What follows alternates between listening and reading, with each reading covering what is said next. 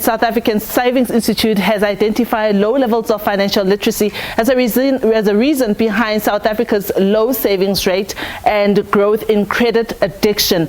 Now, 20 million people aged between 15 and 34 are said to be increasingly relying on credit. The Institute blames issues such as black tax, high unemployment, a rising tax burden, as well as inflation.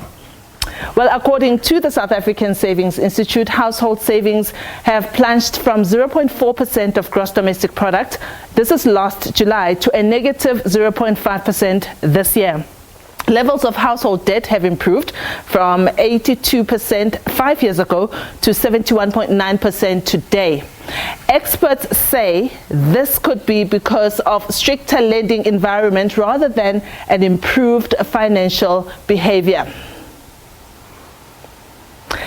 Gerald Mwandiambira is the acting CEO of the South African Savings Insitute. Their job is to encourage a savings culture in the country. He's joining us today, and we are going to talk about just how important it is to save. But we'll remember that we have a very, very tricky economic climate. We've got no jobs. We don't have, money to save.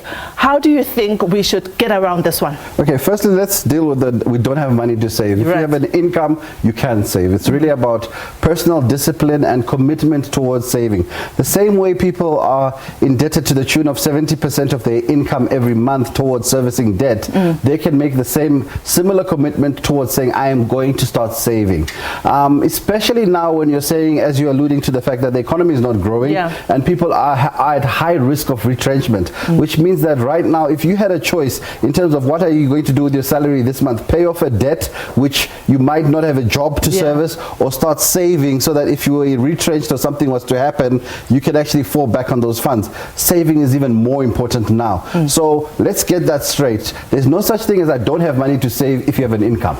If you have an income, you choose not to save. And I think that's really around the behavior and why we're not saving as a nation, is because not enough people are choosing to save. Our theme this year is #crazy ways to save. And we're in partnership and sponsored by Absa Bank. And basically, we're trying to demonstrate that there are many stories out there of people who are successfully saving. And we learn more from each other, because when you see someone who earns much less than you being able to save more than yourself, you might actually start making that commitment to start to save. I want to challenge you on at least 4 groups of people that we have in the country.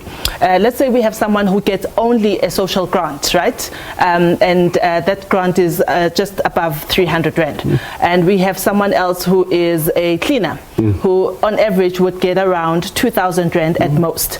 And someone else who is a cashier at one of the retail stores, and maybe a security guard.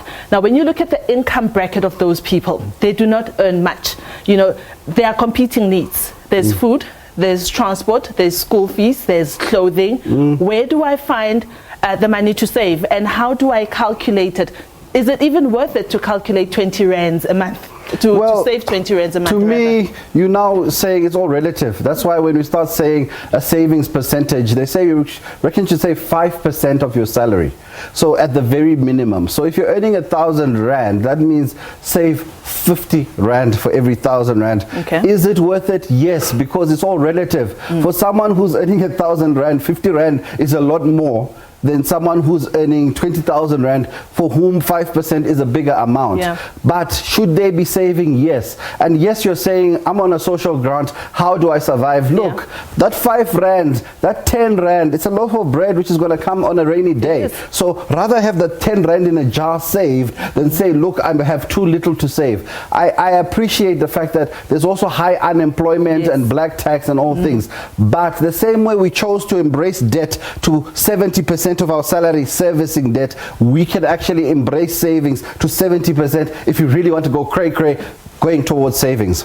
Let's talk about the same group of people that I presented to you earlier on. So now they say, look, Gerald, we really can't do this, but there are ways in which they can save. For instance, instead of buying lunch at work, which could cost them around 50 rands. Maybe they can take their lunch to work. Maybe they could do a lift club. What other tips are there for people like those who have a very tight budget? On a tight budget, savings is a culture. Savings is about saving electricity. Savings is about saving water. Savings is about everything I do in my life is about saving money and saying, how can I translate that to a rand? Someone who saves is probably driving a car which they can afford, a car which uses less petrol, and they can save in that way. If you're really stressed, join a stokvel, the power of the group saving. That also works in terms of saying, the little I put there, every now and again, I get a lump sum coming through as a windfall. So there are clever ways in which we can start thinking about saving. And that's really why we're saying, let's start discussing those things which are outside the money, because saving the rand and the cent is the very last part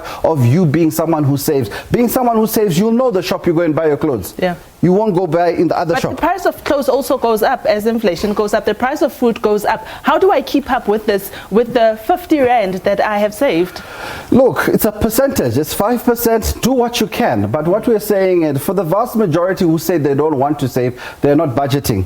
For the vast majority of those who say they don't want to save or have too little to save, because they don't have a budget, they can't tell you where all their money is going. For those who are budgeting, they always find a way to squeeze something. And we're saying, start respecting the cents. Start respecting the small rand. That small change you don't respect. If you're a saver, you respect it because you know that every rand counts at the end of the day. It's very difficult when the economy, I want us to look at the state of the economy, because ultimately, you know, it talks to a culture of an entire country that does not save. But also when you look at that the economy did not grow in the first quarter of this year, and you know, prospects are not looking very well. You know, how do we speak to the economy and also link it to personal finances of people? Personal savings can drive the economy. Look at China. Look at India. They have very high personal savings rates for individuals. And those actually help the economy in that it creates an economy that is not dependent on foreign direct inflows such as we are. So if we as a nation could increase our savings to, let's say, 5% of GDP, it will be a huge boost to the economy. So there is a method to the madness. But the message is really about saying, look at yourself in the mirror and start saving what you can. Obviously, do not start saving out of guilt, because a lot of us start saving out of guilt because we know we haven't done it. That actually. And is it because people like yourself keep on saying, save, Diabo, save, and I actually don't have the money to save? Why are you It's not people like myself. It's not people like myself. People like myself only appear in July. There's 11 months in which you haven't been doing anything. People like myself are saying, let's start putting those videos on the hashtag crazy ways to save. Every day someone will win 1,000 rand, which they can save. Plus at the end of the month, you can win a prize of the first top 3 getting 9, 6 and 3,000 rand. They can get money through there. And it's about saying, let's hear the real stories. That's what you're right. People don't want to hear from me. They want to hear from people like themselves. When you start hearing the story of someone who's a security guard uploading or saying, look, this is how I save and look after my family, it will put you to shame because you suddenly realize that you could be doing better. Yeah, let's talk about the power of a powerful tool, the power of a stokvel. I know that in the office here at the SABC, my colleagues and I and other colleagues, you know, we explore this tool as a way of saving. Can we be looking at different ways in which we can use the stokvel in order to, you know, maximize our personal finances? Because we have a lot of money circulating, you know, we have a lot of money circulating that we could be using to better our lives. What kind of stokvels should we be forming? Because I know that the time of buying groceries in bulk, right, it's getting tired, right, because people are changing the way of eating in any case. What kind of ways should we be looking into the stokvel market? Well, I'm glad you mentioned that, because one of the panelists we had is basically started a stokvel. Nicolette Mashile, one of our panelists for July Savings Month at SASSI, started a stokvel. They've got 250,000 rand from people saving 200 rand in 2 months. So people can save from a small amount and make it a big amount. Also, the other message we're working on is that we're talking to the youth, because the youth also cry and say, hey, savings for the old people, we don't want to save. The youth do save. We've got young people in our panel, Mapalo Maku, we've got Samkem Klongo, and they're young ladies who are demonstrating on a day-to-day basis and teaching people how to start managing and owning your space and your finances. The problem with young people is that they live the Instagram life.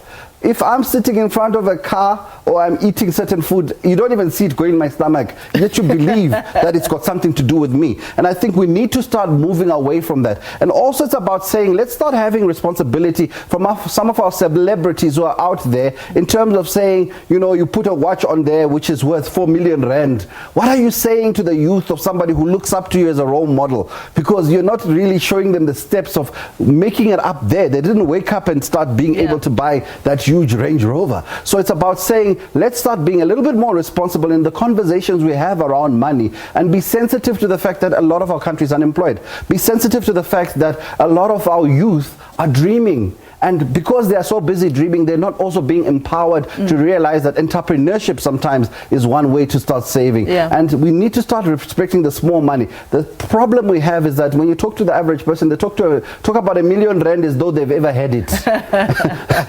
and you and I know very few people actually will encounter 1 million rand in their lifestyles. And that's what we need to start having, that kind of message being communicated. Gerald, I want us to talk about the Instagram life. You talked about that. That is a life that exists, okay?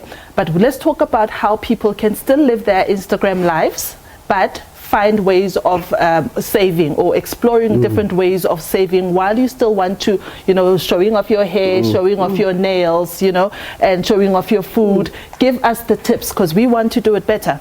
Well, you can still be lit, you can still be woke, you can still be whatever words they're using now, and be yourself. And I think it starts with the fact that you also need to start looking at, how do people who have real wealth build it? And a lot of the wealthy people, if you look at one of the statistics I saw in a report recently, 71% of wealthy people, and wealth is money which is not going to die with you, it keeps on going, have an advisor.